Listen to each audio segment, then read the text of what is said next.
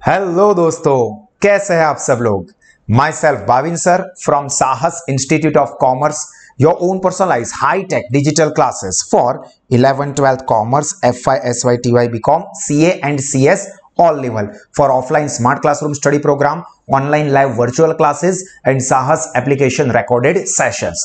दोस्तों 12th commerce में SP and CC subject में इस वक्त हम लोग स्टडी कर रहे हैं हमारा चैप्टर डिबेंचर, और आज के सेशन में हम लोग इस चैप्टर का सबसे ज्यादा इंपॉर्टेंट टॉपिक डिस्कस करने वाले हैं, जो कि बहुत ही इजी है, बट इसके साथ साथ एग्जाम में इसके चांसेस भी बहुत ज्यादा है, जो कि है difference between share and debenture. तो आप सब लोग अपने साथ SPCC की टेक्स्ट बुक ले ले, पेन पेंसिल हाइलाइटर रखे, और मेरे साथ साथ जो मेन पॉइंट है जो कि आपको याद रखने हैं उसको हाईलाइट करोगे ताकि प्रिपरेशन में काफी आसानी रहे।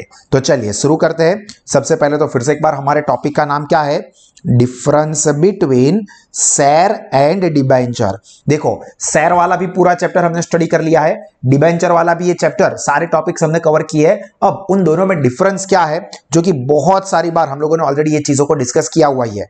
तो सबसे पहले तो मीनिंग, तो देखो a joint stock company divides, main words ये है जो कि मैं हाईलाइट करूंगा, divides it's capital into small part and each part is called share. Company अपनी टोटल कैपिटल को जो छोटे छोटे पार्ट में डिवाइड करती है वो हर एक पार्ट को कहा जाता है शेयर। जबकि डिबेंचर क्या है, तो joint stock company borrow money from the public then it is called debenture. देखो डिबेंचर कंपनी यहां पर बैंक के पास से भी पैसे बोरो कर सकती है, पर उसको हम लोन कहेंगे। यहां पर कंपनी पब्लिक के पास से मनी बोरो करते हैं तो उसको कहते हैं डिबेंचर। वैसे डिबेंचर का एक स्पेसिफिक डेफिनेशन मीनिंग भी हमने प्रिपेयर किया है, तो आप चाहो तो वो भी यहां पर लिख सकते हो।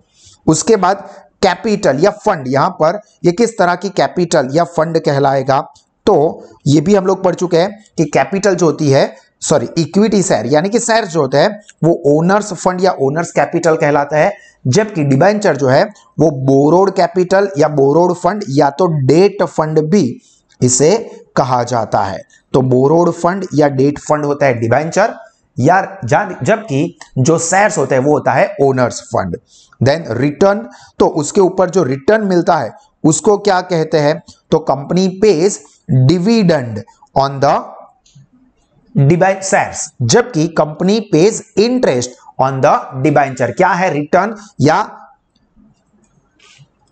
यहां पर रिटर्न बोलेंगे या इन्वेस्टमेंट के ऊपर जो रेम्यूनरेशन मिलता है वो, उसको शेयर के लिए कहा जाता है डिविडेंड। मतलब शेयर में जो इन्वेस्टमेंट किया है उसके ऊपर जो रिटर्न अपने को मिलता है उसको हम कहते हैं डिविडेंड। जबकि डिबेंचर में इन्वेस्टमेंट करके जो रिटर्न हमको मिलता है उसको बोलते हैं इंटरेस्ट। तो ये भी काफी सिंपल पॉइंट है और इजी भी है। Then fourth, rate of return, मतलब शेयर के ऊपर डिविडेंड मिलेगा, डिबेंचर के ऊपर इंटरेस्ट मिलेगा, ये तो पता चल गया, बट कितने रेट पे मिलेगा, तो शेयर के ऊपर डिविडेंड का रेट फिक्स नहीं होता है। Not specified dividend is unspecified और नॉट स्पेसिफाइड। जबकि डिबेंचर के ऊपर इंटरेस्ट का रेट पहले से ही फिक्स होता है, तो rate of interest is specified, और ये प्रॉफिट हो या ना हो पे करना ही पड़ता है। यहां पर एक और पॉइंट हम लोग बना सकते हैं अगर आप चाहो तो, कि जो रिटर्न का एश्योरेंस, तो शेयर के ऊपर का डिविडेंड कंपलसरी नहीं होता है, प्रॉफिट होगा तो ही बोर्ड ऑफ डायरेक्टर सजेस्ट करते हैं तो ही मिलेगा। जबकि डिबेंचर के ऊपर का इंटरेस्ट, कंपनी को प्रॉफिट हो या ना हो, प्रॉफिट और नॉट, ये डिबेंचर के ऊपर इंटरेस्ट पे किया ही जाता है। तो ये वाला पॉइंट आपको लिखना है तो लिखो, नहीं लिखना है तो भी चलेगा। देन ओनरशिप, तो शेयर खरीदने वाले कंपनी के क्या बन जाते हैं, ओनर्स, जबकि डिबेंचर खरीदने वाले कंपनी के बन जाएंगे क्रेडिटर्स। तो यहां पर ओनरशिप या रिलेशन, ओनरशिप या रिलेशन, तो शेयर खरीदने वाले कंपनी के ओनर्स, डिबेंचर खरीदने वाले कंपनी के क्रेडिटर्स। रिस्क, ऑब्वियसली शेयर के ऊपर डिविडेंड फिक्स नहीं होता है तो उसमें रिस्क ज्यादा है, जबकि डिबेंचर के ऊपर इंटरेस्ट का रेट और कब पे करना है ये सारी चीजें फिक्स होती है, तो उसमें रिस्क थोड़ा सा कम है। तो रिस्क इज हाई जबकि रिस्क इज लेस। शेयर के अंदर रिस्क ज्यादा होता है, डिबेंचर के अंदर रिस्क कम होता है। Then next point, right to vote, तो ऑब्वियस है कि share holders are the real owners, तो they have the voting right, जबकि debenture holders are the creditors, तो कंपनी के मैनेजमेंट रिलेटेड मैटर्स में उनको वोट डालने का डिसीजन या पावर नहीं मिलता है। हाँ, डिबेंचर रिगार्डिंग कुछ डिसीजन लेना है तो उसमें डिबेंचर होल्डर वोट कर सकता है, बट जनरल सेंस में debenture holders have no voting right. Share holders have the voting right, debenture holders do not have voting right.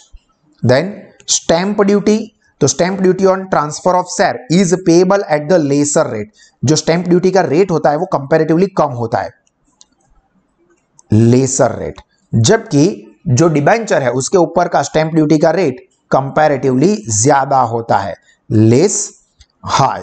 हालांकि ये इतना ज्यादा इंपॉर्टेंट नहीं है तो वो आप नहीं भी लिखोगे तो चलेगा, और याद रह जाता है कि स्टैंप ड्यूटी का रेट शेयर में कम होता है, लेस होता है, डिबेंचर में स्टैंप ड्यूटी का रेट ज्यादा होता है।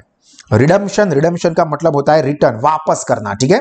तो जो शेयर होल्डर्स है can not gate their money back, share holders को उनके पैसे वापस नहीं मिलते हैं। जब कंपनी लिक्विडेट हो जाती है यानी कि क्लोज हो जाती है और बाकी सारा पेमेंट हो जाए और उसके बाद कुछ सरप्लस बचता है तो ही शेयर होल्डर को उनके कैपिटल के पैसे वापस मिलते हैं, जबकि डिबेंचर होल्डर को पहले ही उनका पैसा रिडीम कर दिया जाता है, can be redeemed as per its type. मतलब जब ये डिबेंचर होते हैं तो उसके ऊपर के पैसे, मतलब डिबेंचर का पैसा कंपनी को कंपलसरी स्पेसिफिक टाइम के बाद रिटर्न करना पड़ता है, जबकि शेयर के ऊपर के पैसे यानी कि अमाउंट रिडीम करनी कंपलसरी नहीं है।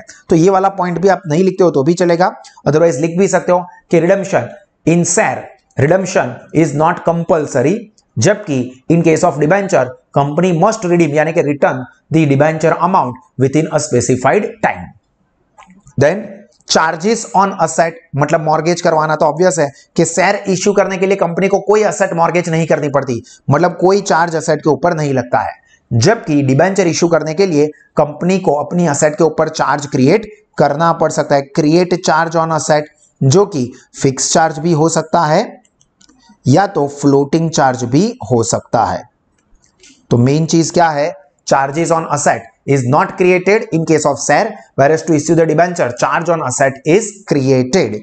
Then payment out of capital, तो dividend on shares cannot be paid out of capital, देखो cannot be paid out of capital, जो dividend है वो कैपिटल में से नहीं पे कर सकते, जबकि इंटरेस्ट ऑन डिबेंचर है it can be paid out of the capital, मतलब कैपिटल में से भी डिबेंचर का इंटरेस्ट तो पे करना ही पड़ेगा। ये वाला भी आपको याद रखना है तो रखो, वरना चलेगा क्योंकि उतना खास नहीं है। कंट्रोल, तो देखो share holders have the control over the management of the company, क्योंकि share holders are the real owners, तो they have control over the administration या management of the company, whereas debenture holders have no control. Shareholders have control over the administration or management of company. Debenture holders do not have control on administration or management of company. And last, demand for liquidation. Liquidation यानी कि close करना, तो share holder तो owner होता है तो वो demand नहीं करेंगे, share holders can not demand the liquidation of the company, but debenture holders को अगर लगता है कि कंपनी प्रॉपरली काम नहीं कर रही है और हमारा जो पैसा लगाया हुआ है उसका मिसयूज हो रहा है, तो debenture holders can demand a liquidation of the company. Shareholders cannot demand for the liquidation of company. Debenture holders can demand for the liquidation of the company. तो यहां पर टोटल 13 पॉइंट है, उसमें से आप कोई भी 8 या 10 पॉइंट याद रखोगे तो वो सफिशिएंट है। इस वीडियो को कम से कम 2 या 3 बार देखें और इस पूरे टॉपिक को भी 2 बार एटलीस्ट ये डिफरेंस को अपनी नोटबुक में लिखना है, ताकि ये मोस्ट इंपॉर्टेंट क्वेश्चन आपके माइंड में अच्छे से फिट हो जाए। और अगर आप इसी तरह से सारे के सारे सेशंस एसपीसीसी सब्जेक्ट के, 12th कॉमर्स के सभी सब्जेक्ट के, या आपके कोई भी फ्रेंड्स 11th कॉमर्स में हो या FY SY TY के लिए, या आप फ्यूचर में CA या CS करना चाहते हो, तो बेहतरीन क्वालिटी के एजुकेशनल फीचर्स लोवेस्ट फीस पर अवेलेबल है ऑन साल स्मार्ट स्टडीज ऐप। तो आप जरूर इसको सब्सक्राइब करें, अपने दोस्तों को भी जरूर सजेस्ट करें। इस वीडियो की लिंक भी मैंने डिस्क्रिप्शन में दी हुई है, आप ऐप के यूजर है तो ऐप पर से भी आप ये लिंक अपने दोस्तों को शेयर कर सकते हैं। इससे आप कैश रिवॉर्ड भी अर्न कर सकते हो और अपने फ्रेंड्स को भी बेहतरीन क्वालिटी का एजुकेशन आप एक्सपीरियंस करवा सकते हो, and that too at very low fees. तो इसका बेनिफिट जरूर लीजिए, अपना नॉलेज, रिजल्ट और करियर टेरिफिक लेवल पे बढ़ाइए। Till then, this is me Bhavin सा signing off. God bless you all. Jai Hind.